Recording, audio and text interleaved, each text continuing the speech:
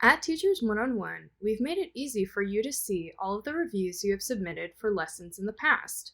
You can see these under the Reviews tab.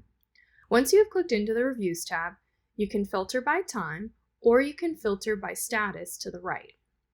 You'll notice that within the statuses, there are 3 different ones for reviews. On Teachers1on1, every single review that is submitted is actually analyzed by one of our moderators to make sure that each review is relevant and authentic.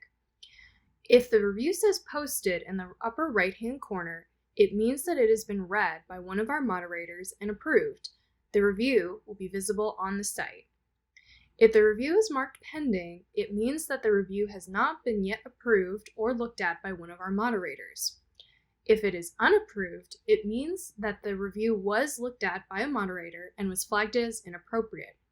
Even though the review is marked unapproved, it will always be visible within your own Reviews tab under your dashboard for feedback purposes. You will also see that these statuses are color-coded. Posted is green, pending is yellow, and unapproved is red.